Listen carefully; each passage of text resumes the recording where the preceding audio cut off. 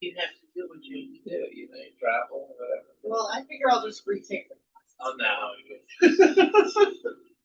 I'm actually glad you're here for this one because I want to talk about the similarities. Oh, okay, good. Okay, so I think that's probably up your alley. It's tomorrow's class at 7 or 6? 7. Just sneak it in. Just don't. Well, I'll explain. I don't want to say it again. Yeah. I have to say it again. You'll say it again. Yeah.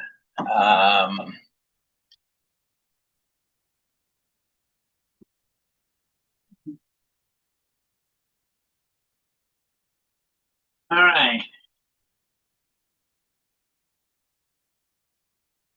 Hi, guys. Hi there. Online. All right. Feel like the music should start. Okay. Well, all right. Actually, when I do that little, maybe some of you, I do a podcast on Tuesday nights at 5:00. Oh. So when I sit at home and do that little podcast, I have a little setup on my computer where, there's an intro and music comes up and there's an outro, and that's how you do the podcast, you got to make it. And I've said, I should add that to some of these other things because we need a fiddler. We need a fiddler here. A fiddler, yeah. Oh, alive, yes. And I also know there are people watching us on YouTube. I can tell there's people watching us on YouTube tonight. So. All right. I wanted to, it's part of the course. It's not like I wanted to talk about it, but I want to talk about it. The topic is Talmud. And, you hear about the Talmud. Maybe you don't hear about the Talmud. But anyway, I hear about the Talmud. I know you've heard, quote from the Talmud,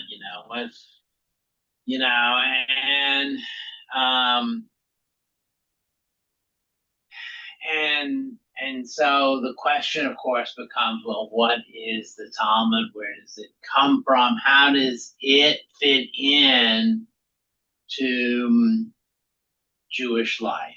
One of the things when people come to Judaism, especially from other traditions, they're very focused, and I talked about this, I think, in the first class, often very focused on, well, I want to read the Bible.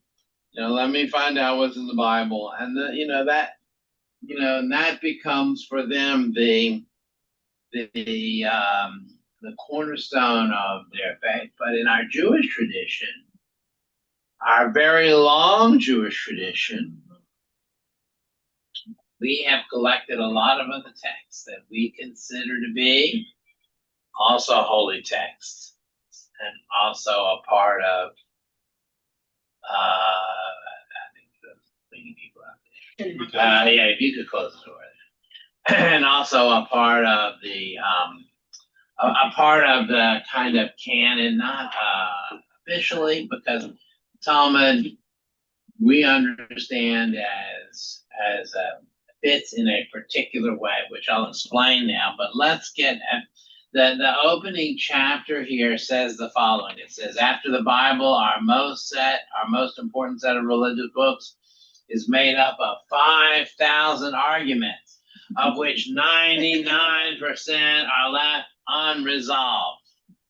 And we'll talk about the history, ideologically, and debates of the Rabbinic Revolution. And this idea of presenting argument, this fits with I have a law professor here, so you're not a lawyer too, are you?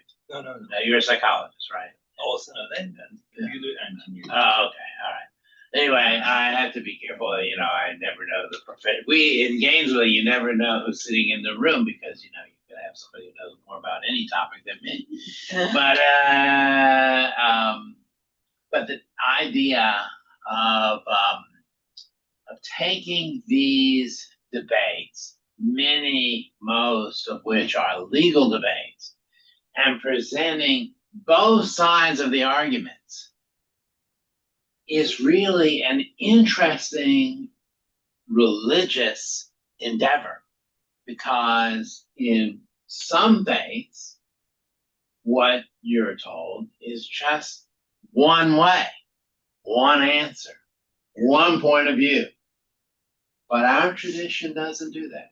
It presents us with both sides of the argument and then declares both sides are holy and have value.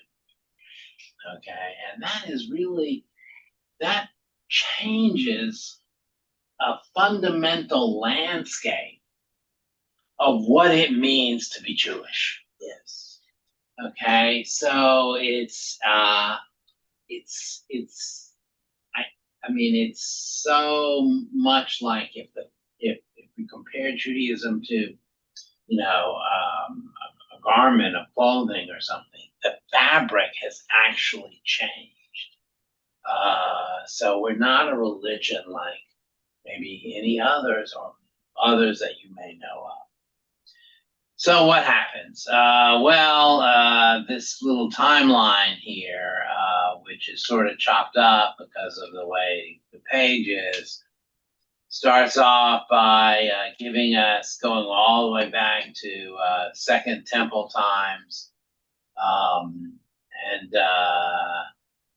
it's going to go from the timeline, which is in your PDF that I sent to you, goes from 500 BC to 500 CE. By the way,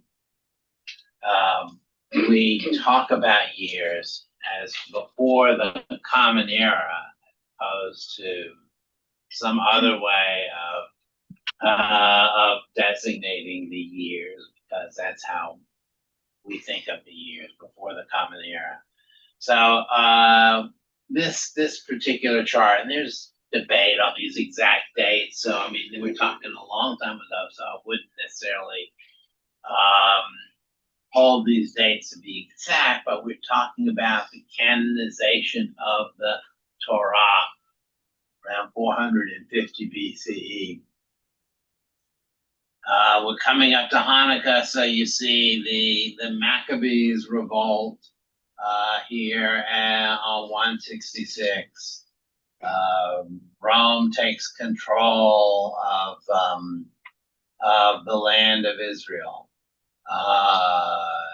There is the revolt against Rome, and the Second Temple is destroyed. So what happens after the Second Temple is destroyed? They are convinced that the Jews that are exiled and the Jews who stay in Israel are convinced that this is probably the end of Judaism as they know it. I think later on I'll bring into this class an article, one of my favorite articles, written in the 1950s, and it's the name of the article is Judaism, the Ever-Dying People. One thing that is consistent about our Jewish tradition is that we've always lived in a time when people have said, this is the end. This is certainly the end of Judaism. We're not going to survive. We better figure out what to do. So around the year 200 is, as it says here, a rabbi whose name was Yehuda Hanassi, Judah the Prince. Hanassi is also, Hanassi is what we call the president now of Israel. I mean, so he was really the head of the Jewish community. And he said, you know, we don't have our temple anymore. We had a central worship space. We had a clear sort of way of worshiping. We don't have the temple anymore. We need to hold on to. So he began to collect and write and have others tell stories about what went on in the temple. What was life like? What was if I can't see you guys up there, so if you have something to say, just speak out. What was life like? And so he began to write something that is called the Mishnah. Mishnah is from its root is the same word that means two or repetition. The Mishnah, he's going to repeat what he sees as very fundamental, the rules, the regulations, the procedures, what went on in the temple. Now, he's writing sometime after the temple has already been destroyed, but he wants to write the Mishnah. And so he writes this, which is the Mishnah, this is one out of many volumes, which is a kind of foundational text. And whether he wrote it himself, it's described to him. He's called Rabbi in this book. And when they call him Rabbi, they mean like he's a rabbi, I mean, that's he doesn't have his full name is not here, but he's Rabbi. And he writes down these stories about what went on, and people have procedural. Some of these people who were not only scholars, but they were also people who had taken on the task of preserving memories. This is in a time that's not like now, where memories were necessarily could be preserved by the handwriting. Obviously, he wrote this down, but even today, we're concerned about how do we preserve something for the long term. We could write it down, but how do you publicize it? How do you keep it stable? And writing this down was a big undertaking, and also it was a tradition that had largely up until this point been oral. So this is called the oral Torah. This, what I'm about to show you, is called the oral Torah, as opposed to the Torah, the Bible, the Tanakh, which is the written Torah. Now, both of them are written, and both of them probably started out as oral. But there is this separation in time as to when they are and what's going on. And so this becomes the Mishnah. And maybe that would have been it, except that there was still a lot of material that was not covered here in the Mishnah, even though it's published and written and cherished. There were schools in both Babylonia, which is like Iran, now, but in Babylonia and in Israel, that were academies that not only studied these texts, but also studied other texts about what had gone on and what were the procedures. And in this discussion of the legal material, they were also recreating something called Rabbinic Judaism. And you're going to say, hey, this sounds, I thought they were writing down laws. They were writing down laws, but they were also establishing authority. They were establishing something new. They were establishing a new way of observing and being Jewish, because the temple no longer existed.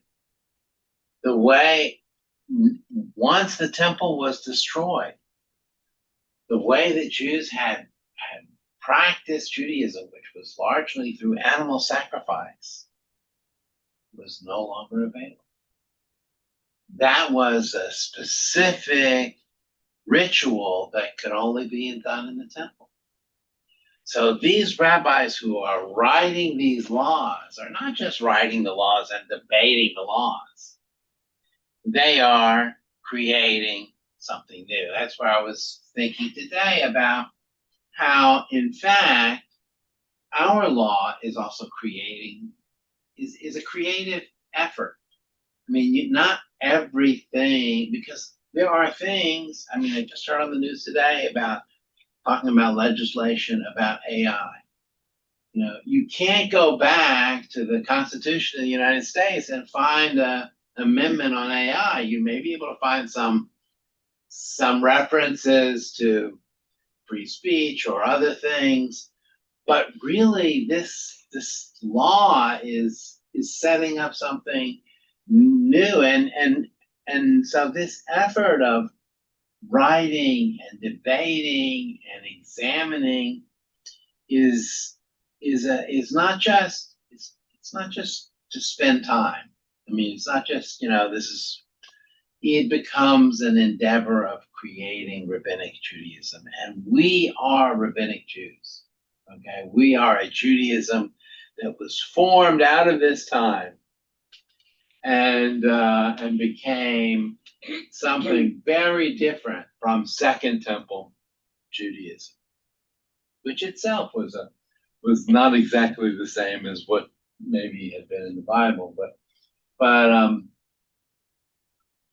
so between the years 200 and the years 500 of the Common Era, this book would be amended and would be commentated. It would have commentary written on Wait, I have a question about this book. it. And the Mishnah. Does it make constant reference to the Torah? It makes constant reference to the Torah. You think of the Torah as maybe like the Constitution. Right, okay. Okay? So this is going to be full of quotations and instances in the Torah. We're going to look at one argument, in English, but I mean, I would be happy to look closer at some of these texts with you at another time. But yes, it's going to always go back to that proof text of the Torah. But it's not organized it's not like it goes.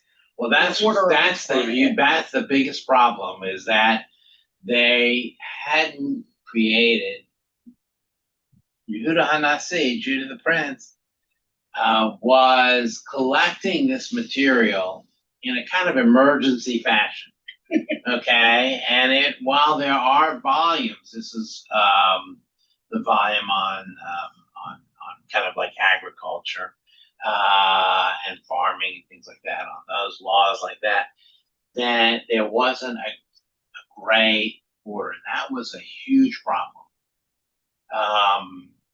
So one of the things that's going to happen is, because if you don't have a way of finding material, by the way,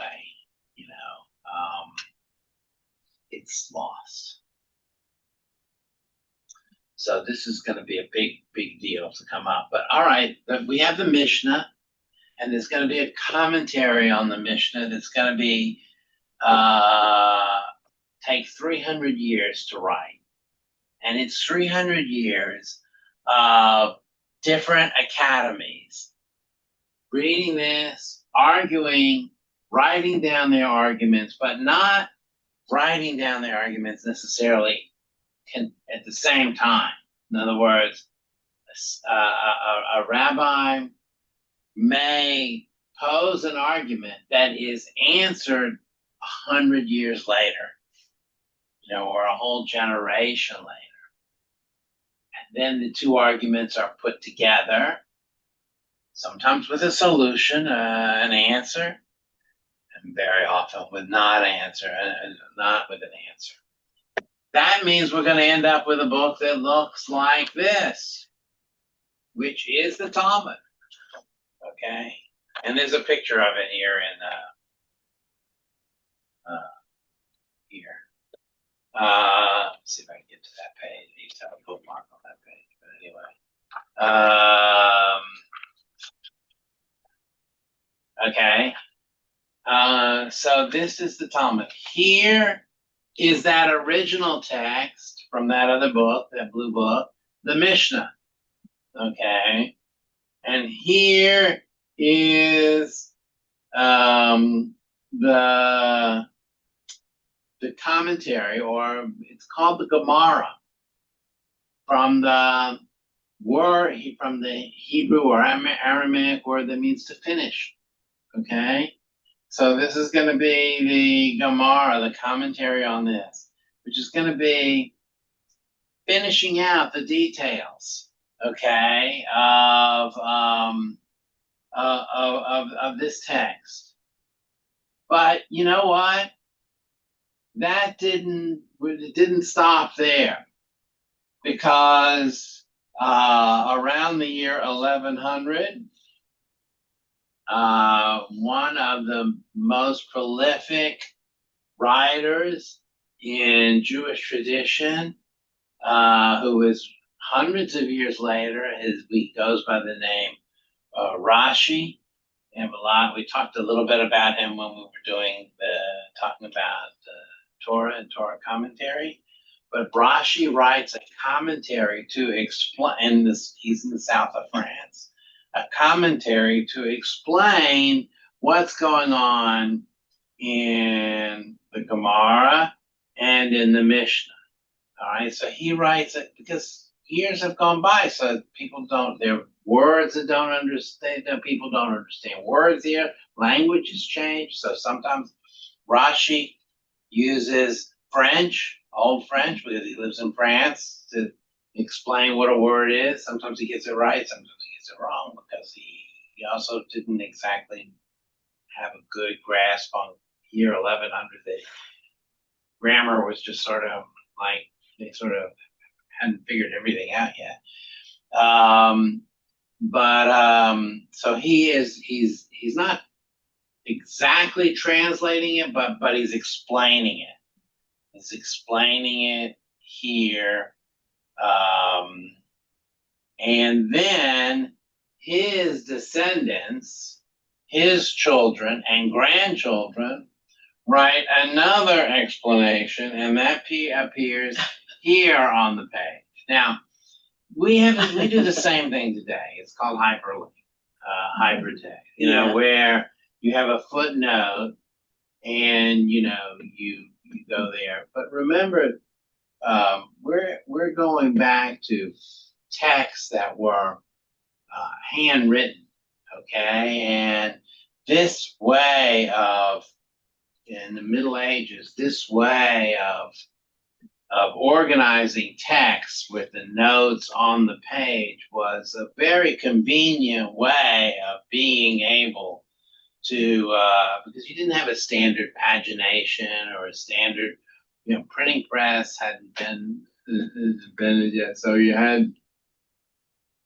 this was a way of doing it. But to this day, this is how the text is preserved. After the printing press came to be, these pages became printed, and to this day, this text is preserved like this, and this becomes what a page of the Talmud looks like. And it's many volumes long. And if you were to study one page a day of the Talmud, and one page is front and back, it will take you a little over 7 years to finish the Talmud. And there are a lot of people who take that task on. It's called Daf Yomi, and they study one page a day. Now today, this is all translated into any language. Maybe not any language, I'm not sure about Chinese, but anyway, almost any language that you can imagine. And there are English translations, and very good English translations available now for free online. Kind of Wikipedia style. That, when I was a student, didn't exist. And this text, which is written mostly in Aramaic, some in Hebrew, it becomes very difficult, but also very interesting as we enter into the world of these rabbis who are trying to grapple with how will we build a living Judaism, that has meaning and that has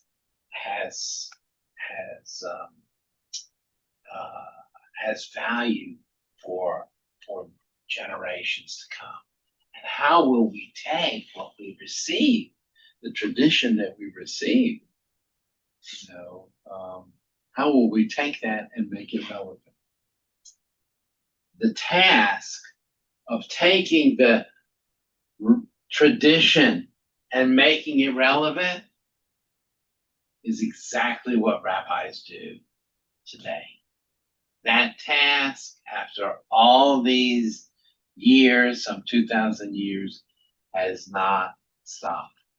It is no different today. I mean, the only difference I would say today is that we have communication and, obviously publishing tools, but the commentary does not stop.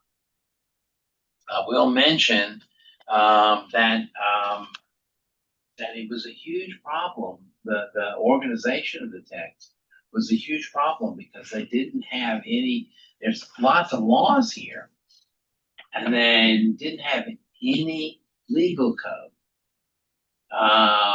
And without organization and legal code, if you wanted to find out, like, can I eat turkey? Can I eat? What's the rule about something? You had to go to an expert. You'd have to go to somebody who really knew this material. And that made it difficult. It wasn't until Maimonides, who lived in 1300, around 1300, 1350 something. Maimonides, who began to codify material in the Talmud. And he wrote a book called the Mishnah Torah, which is the first code of Jewish law. The problem is that he didn't put any, because he was an expert, he knew the material, he didn't put any footnotes in this book, which meant it was difficult to just organize all the laws and say where they came from. So it was difficult for people then to go back to the original text. That's not how you would do it today.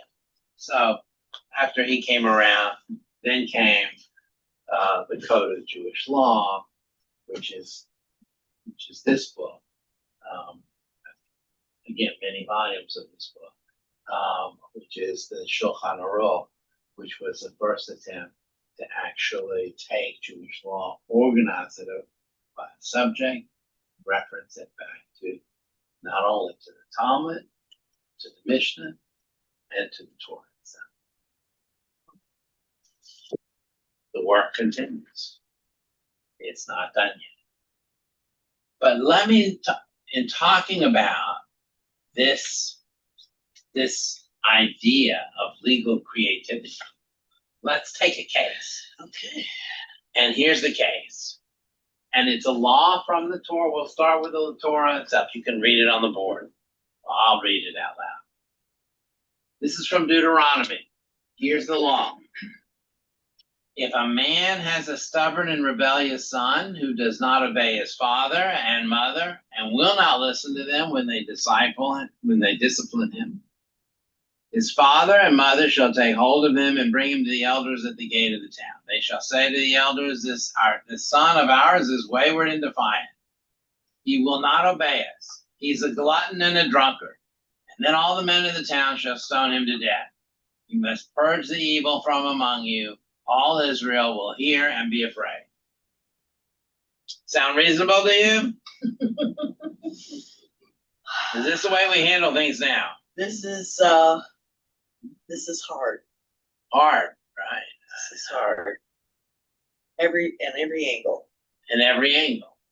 In every angle. This is difficult. And you can imagine that this Look at Angela. what happened? She reacted with a I was oh. just like, whoa, that really is harsh. It is harsh. It is harsh. It is harsh. And it is harsh. And already by the time of the Mishnah, they know this is problematic. They know that this is a problem. But yet we have this law in the Torah, so we have to deal with it. This is what happens. So the Mishnah writes, starts to look at this law, and it asks the question, is he talking about a stubborn and rebellious son? What does it mean to be stubborn and rebellious? When does he become stubborn and rebellious? So it gives a definition, okay, and it's talking about puberty. Okay, now we have taken this very broad law about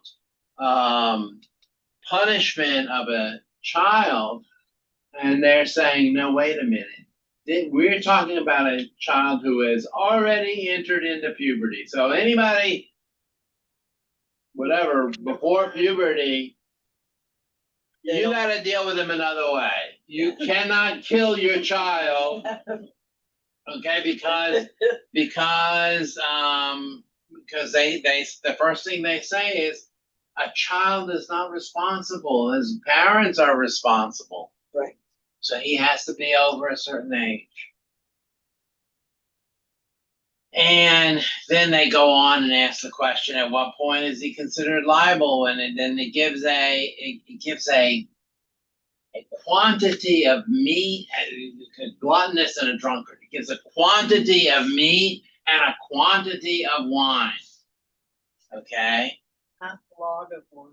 Yeah, I don't know what that is. A log. I don't know. Seems like a lot.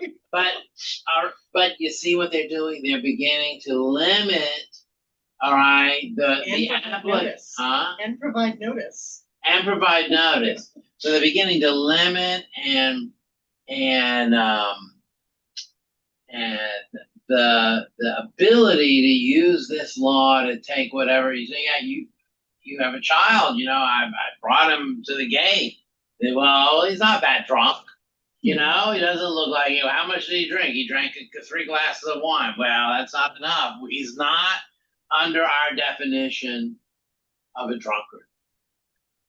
Beginning to narrow this, and then they talk about specific things.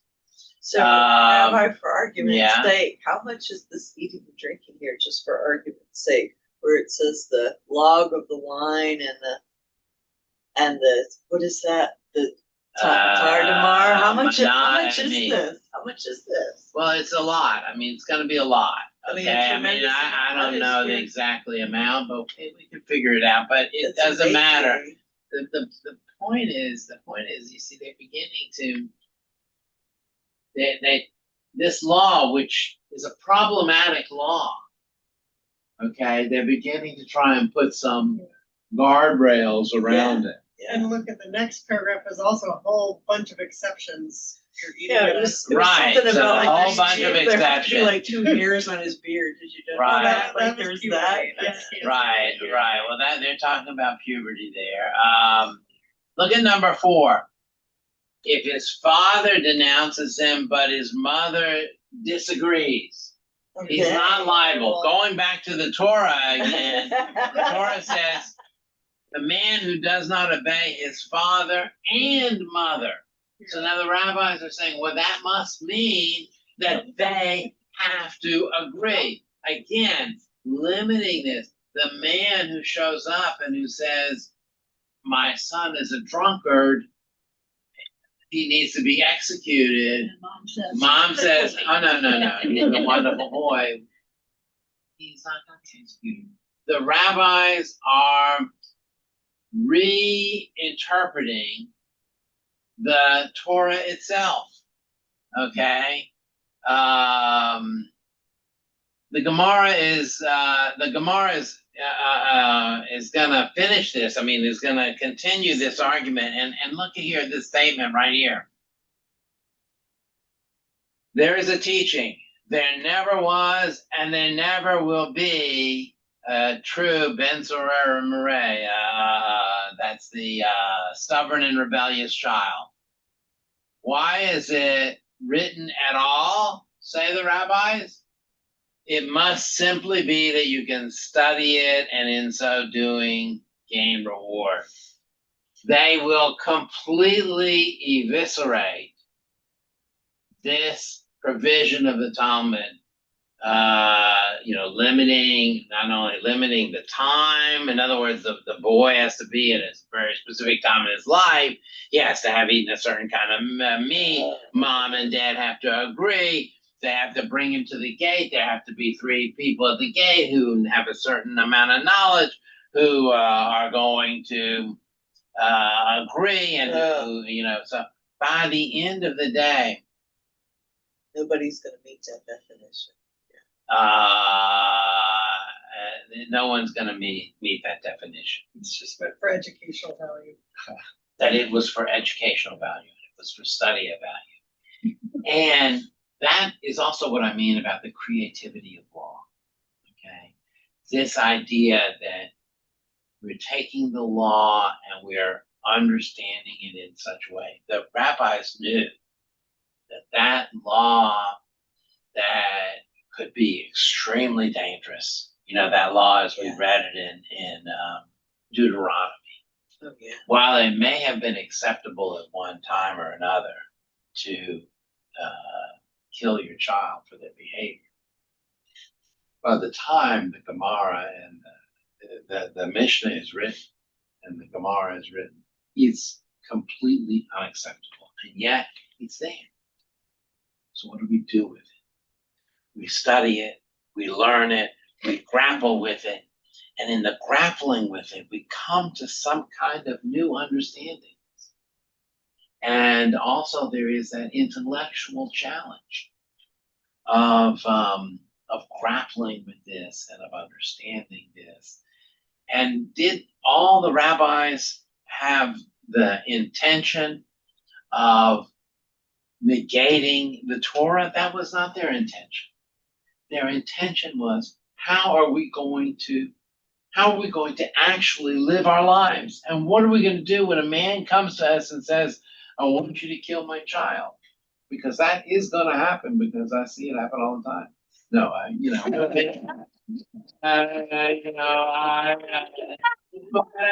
the truth of the matter is, so the rabbis are going to deal with that. And they're going to deal with lots of other issues. What do? We don't have sacrifices anymore. How do we worship? What are we going to do? We don't have we have to build prayer places. How are we going to do that? What are we going to do? Now the Talmud is also full of stories, full of stories about the rabbis and the times they lived in, and how they handled arguments. And I want to share with you one of these stories here, because it illustrates some of what's going on here, and some of what of some of this attitude. And this is from a chapter called Baba Metzia, which is actually about property rights. Okay, so it's really what happens if you have an ox, for example, and he gets off your property and he falls into a hole, a pit, and he dies. So now, who is responsible? Okay, and who gets the meat? And is it if you let him go? I mean, or if maybe he got out on his own. Maybe he's a bad. So anyway, that's what this whole volume is about: is property rights. But in that volume is this story. Here's the story. An oven was constructed out of layers of clay with sand in between the layers. Rabbi Eliezer says, this oven is kosher. The sages say it's not kosher. Rabbi Eliezer brought every argument under the sun, but they wouldn't accept it. Rabbi Eliezer said, the law goes according to me, and this carob tree right outside through the window will prove it. And the carob tree got up, and they moved 100 yards. And the sages, the other rabbis around the table, they said, we don't take our proof from trees. Rabbi Eliezer tried again. And he said, the law goes according to me, and the river that's outside beyond the tree, the river will prove it. And the river turned around and flowed backwards. And the sages say, we don't take proof from water. Rabbi Eliezer tried a third time. The law goes according to me, and the house of study will prove it. And the walls of the house of study began to collapse among themselves. And Rabbi Joshua got to his feet and shouted, if sages are disputing a point of law, what business is it of yours? He's yelling at the walls. And the walls stopped collapsing in out of respect for Rabbi Joshua, but they didn't straighten out either out of respect for Rabbi Eliezer. Interesting too. But anyway, Rabbi Eliezer said, one last time, the law goes according to me, and heaven will prove it. And a divine voice came out of heaven and announced, what are you arguing about? The law goes with Rabbi Eliezer on all matters. And Rabbi Joshua got to his feet and he shouted a quote from the Torah itself, from the book of Deuteronomy, it is not in heaven. And Rabbi Yirmiyah explains, the Torah was already given in Mount Sinai. From that point on, we don't rule according to divine voices. As it says, after the majority, you should incline. Sometime later, Rabbi Natan met Eliyahu, the prophet, who had been up in heaven with God. And he said, what was God doing at that time? And Elijah said, the Holy One was laughing and saying, my children have defeated. Eight, but it's usually before that. It is for the rabbis who are writing here and who are debating the law and who are recreating Judaism to be a living organism. Okay, they believe that they are carrying out God's will. That is their mission. That God gave them the intellect, the reasoning, and the ability to be able to do what they're going to do. And they are so confident about this that they put this story, which is this story. I mean, it's this, don't think that this really happened, although I did meet somebody, once and said, oh no, this really happened.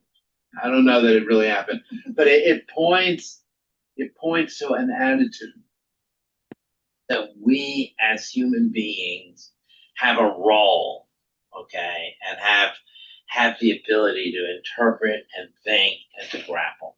And much of the Talmud, as if you ever, spend time studying it, much of it is very intellectual arguments.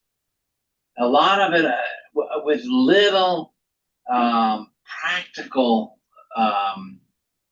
practical consequences, because we don't have a lot of the Talmud's about sacrifices and what's appropriate sacrifice and what time do you make the sacrifice and how do you make it and what do you do.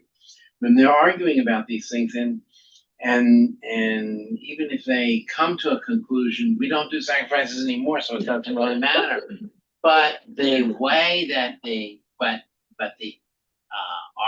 way the arguments are argued, the way the argument flows, the way they listen back and forth and they debate, that those are an important precedents for how we are going to take on issues in our own life.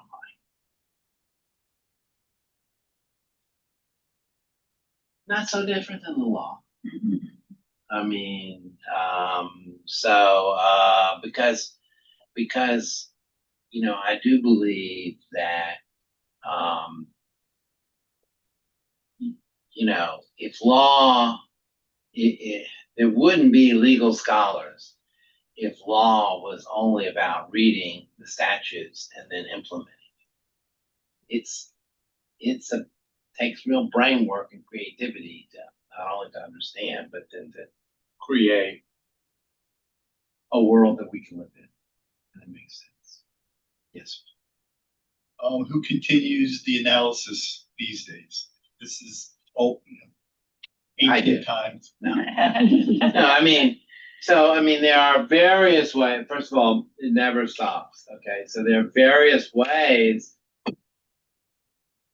that we don't have Judaism never was and never is a centralized. Well, it was in the time of the Second Temple, but since then it's never been only one opinion. As a matter of fact, all you read about here is Hillel and Shammai arguing, two different schools of arguing. And one has one way of doing it, and another way of doing it. One has one set of prayers, other has another set of prayers, and they're arguing about what is correct. So there were always multiplicity of opinions, and there are still multiplicity of opinions. What's different today, of course, is that we have a way of organization and communication that allows us to communicate in a wide variety, in a wide audience, our opinion. So, for example, give you an example of something. One that is very much modern concern. They recently have created in Israel Hachalav Hachadash. Have you seen that? And I just saw a picture of it from a coffee shop in Israel. It is a genetically, it's not like almond milk. But Together. milk. I saw that article, yes. Yeah, a milk Yes. that has been, a milk that has never come from a cow, but tastes like cow's milk and looks like cow's milk. And it Okay. has, That's wonderful. Okay, now here, and it's completely dairy free, but it is from the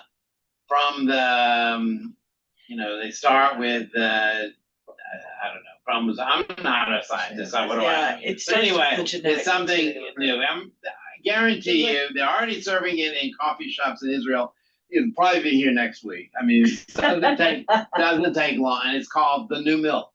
Yes, Goes from a like lab, right? Yes. Lab-grown milk. It's lab-grown milk. Lab-grown Now, so here's the issue. Yes. The issue is, in our Jewish tradition, we are not allowed to mix meat and milk. You cannot have a cheeseburger. You can't put a piece of cheese on top of a meat. This derives from the law in the Torah that says you may, did we do kashrut already? Yes, We did. yes. That you may not boil a kid in its mother's milk.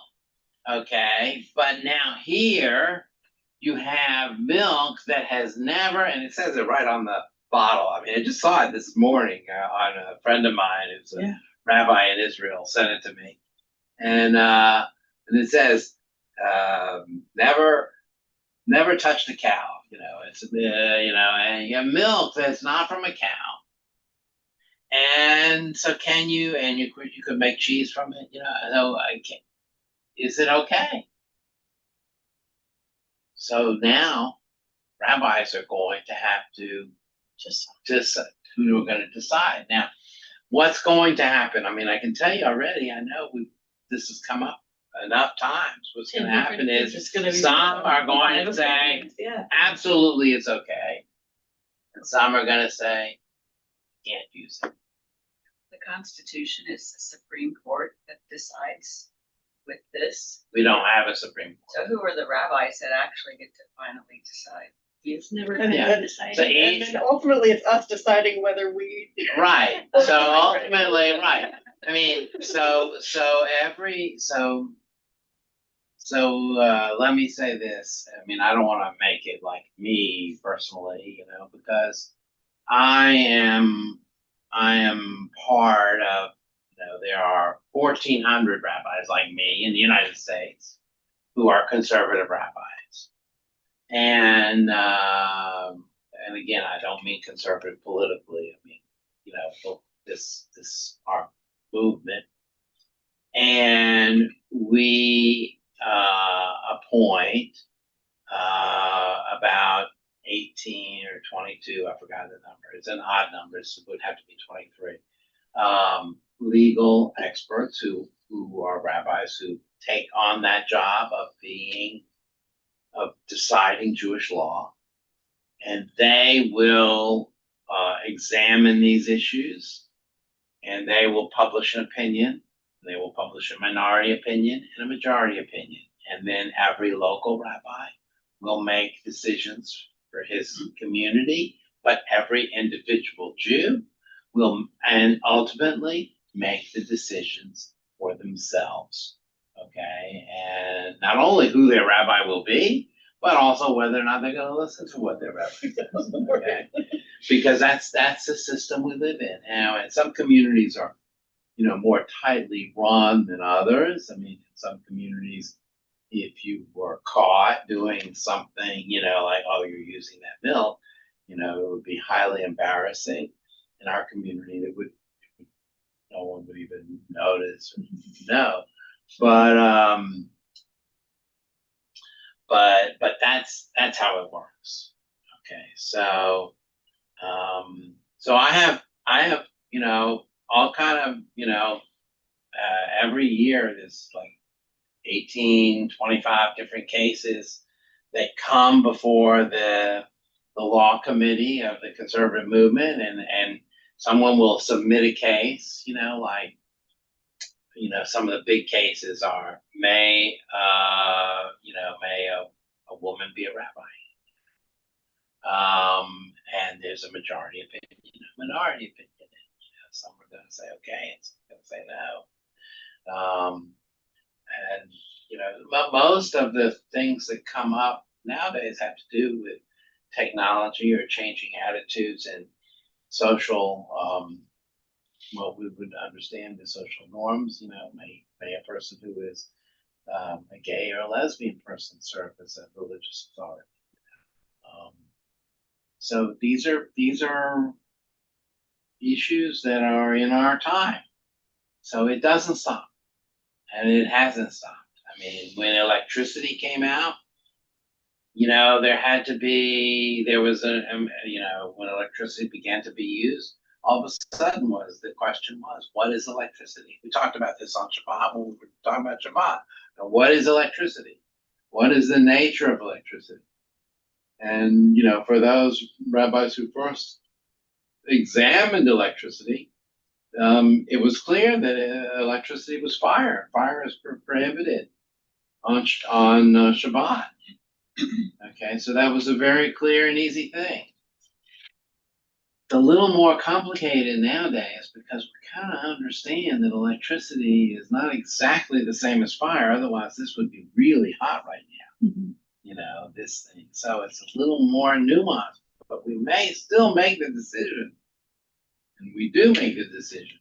And maybe it's still not a good idea to use all forms of electricity on Shabbat in terms of how are we going to create a day of rest and a day of separation. So turning off our electronics isn't a matter of me just doing whether making a fire or not, but it's a more a different kind of question now. Now it's a question of what's appropriate, and can me turning off these electronics enhance the day that I have designated as Shabbat?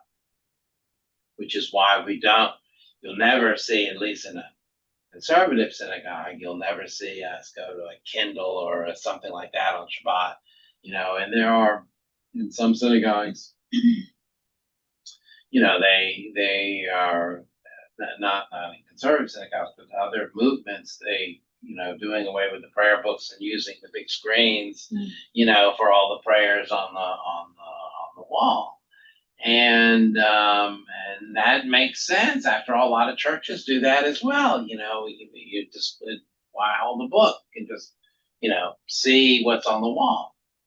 On the other hand, is that reflective of the day, of how we want to feel about the day?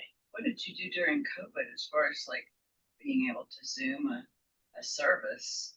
So that was a great question during COVID. How did we handle it? That was a great question and there was not one particular answer. You zoomed the Friday night. Well, I came up with my own answer. And then when COVID passed, they discontinued the Zoom. No, we don't see. So, my answer was on Shabbat, we did not Zoom. Shabbat, we did streaming, which we turned on before Shabbat. And that's this is a whole long story, but for me, using Zoom was not an answer. Some of my colleagues said, even my own son is a rabbi. He still uses Zoom on Shabbat, and they got a whole big system, of how they do it. But for me, turning it on before Shabbat and letting it stay on all the time was a better system. And on weekdays, I do use Zoom. Okay. Now the next question is, takes 10 individuals to have a minyan, a service. Okay. Do the individuals who are on the Zoom screen count for the minyan? As the minyan. There's arguments on both sides. Right. Maimonides actually has a case in the Mishnah Torah here, where he talks about a Jew who is standing outside the synagogue and the window is open. And they have 9 people inside, but he's standing outside the synagogue. And he hears the service go and he says Amen. And Maimonides says, they have many. He was part of it. Is that enough of a precedent now to say for Zoom, since virtually,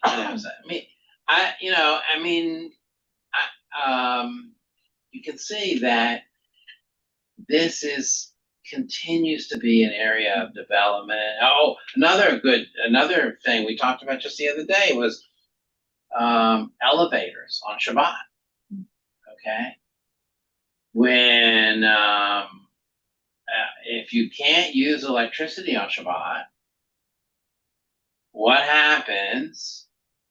And I'm going to Israel in just a few weeks, and I'm booking a hotel room. What happens? And I'll be there in Jerusalem on Shabbat. What happens if I'm on the 15th floor of my hotel? Do I have to walk up the stairs? Or they have in that hotel a Shabbat elevator that stops at every floor. You can get in the elevator. It's already programmed to stop at every floor. I'm not touching anything. I just get in